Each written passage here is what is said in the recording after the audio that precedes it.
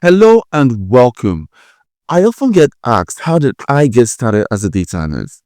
Well, the route I took wasn't too straightforward. For instance, my first degree was in engineering, then I had a master's degree in business administration, another master's degree in data science and business analytics, and enterprise systems management. I've worked as a graphics designer, a web developer, a software developer, a business developer. I now work as a data analyst. All the skills and experience I've gathered in the past have helped me to do well in my career now. However, knowing what I know now, if I were to start as a data analyst, perhaps a whole career change from maybe something else I was doing to come into tech as a data analyst. Knowing what I know now, I would focus on three areas: the skills, experience, and application process. If this sounds like something you're interested in, then stick around. Let's get started.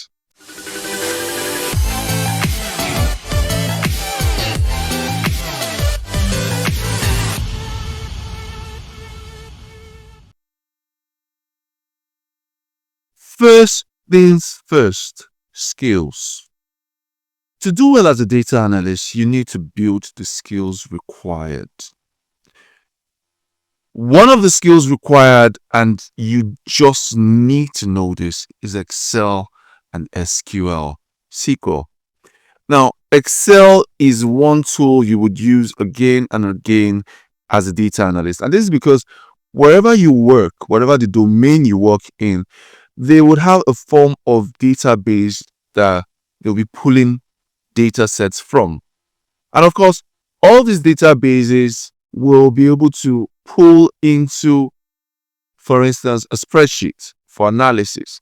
In my experience, a lot of companies I've worked with have actually used different platforms, and the unifying tool through these platforms will be Excel. So learning Excel is just a must-do skill for you if you want to do well as a data analyst. There are lots of free resources where you can learn Excel. I've got a video on Excel, and there are a few other places you can really learn Excel for free. I'm going to leave links to those in the description below. The next skill that you just need to learn is Python or R. I would stick more to Python. During my training as a data scientist, I actually learned R.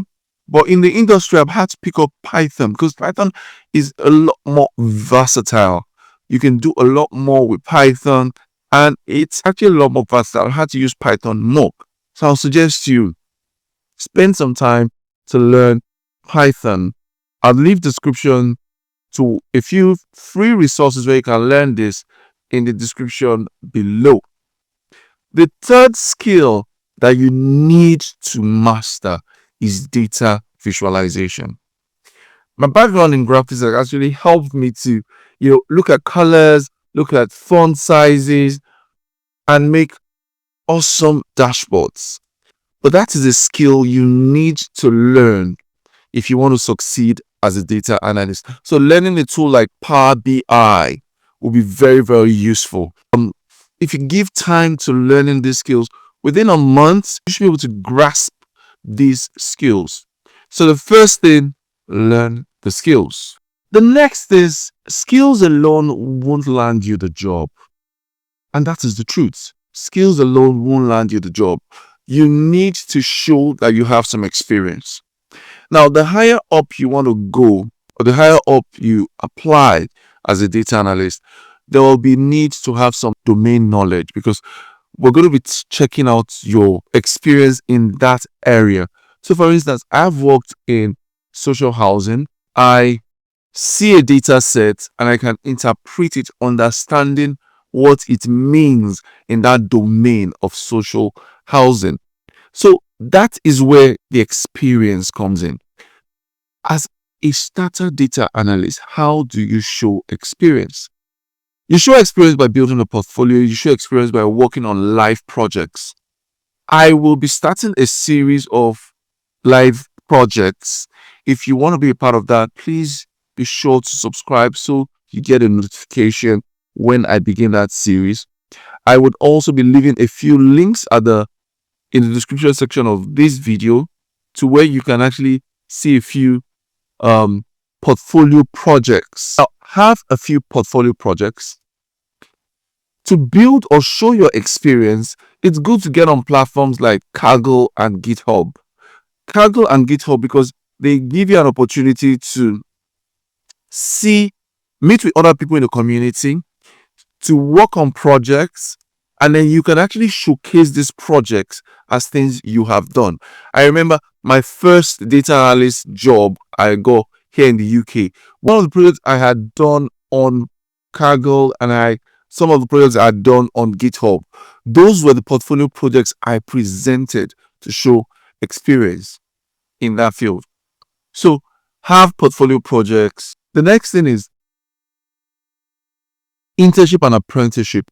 If you can find a place to do an internship or apprenticeship, please hold on to it. And this is because when we get to the next stage, experience will be checked. So, personal projects, portfolio projects, display them on Kaggle, on GitHub, get on platforms like Kaggle and GitHub, and look for opportunities to do internships and apprenticeships. Then the third thing is your application process. Now you've got the skills. Now you've shown that you have some experience by the kind of projects you've worked on and the kind of places you have gone for apprenticeship, for internship, and the optation on platforms like Kaggle and GitHub. The next thing is application process. Your CV should be tailored to the exact job description. And I have a video on CV writing. I've got a video on preparing for interviews. I'll leave links to where you can find them. Your application process, don't limit yourself to just checking on job boards, LinkedIn, Indeed. Also look out for recruitment companies. That's something I don't hear a lot of people say quite often.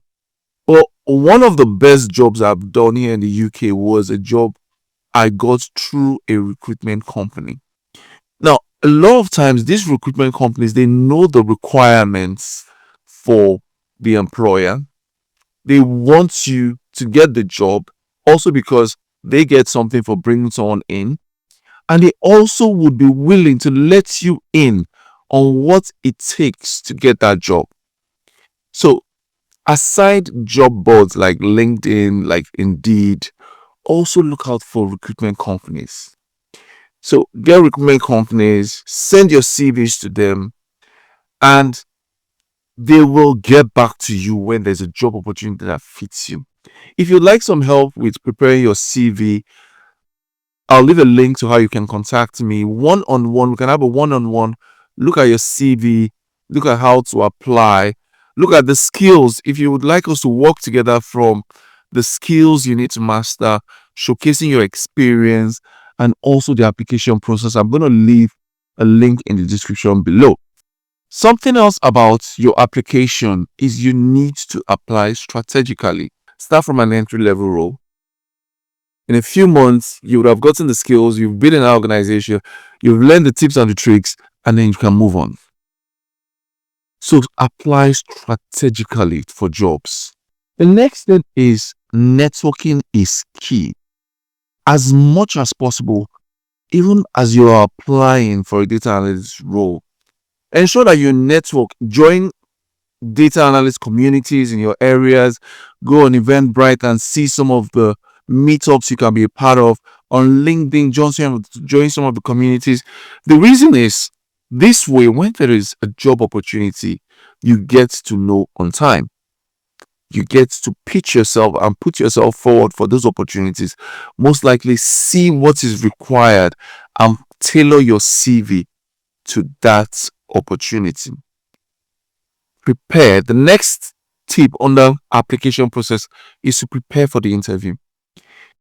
It's important to understand that if you get called, there will be a need for you to show why you fit that role and how you can do well in that role. Prepare for the interview. I have a video on how to prepare for a job interview. I'm going to pin it at the end of this video. A few bonus tips. Follow industry trends. Tech world keeps changing. You need to follow industry trends to know what's happening and how to go forward with that. The next thing is soft skills matter. I have a video where I talked about selling as a skill that every data analyst should know. Very important, selling. Soft skills matter. Then the third one is stay persistent. Now, it's not impossible that you get lots of unfortunately when you apply. The important thing is to stay consistent. Keep building your skills, keep showcasing your experience, and keep applying. If you would like us to work one-on-one, I'll leave a link in the description below. If you have any questions as regards anything we've talked about, if you have any comments, I would really appreciate if you leave that in the description below. If you found this video helpful, I'd ask that you subscribe so that you get a notification. Ask you to share, leave a comment. Let's chat in the comment section. See you in the next video. Bye-bye.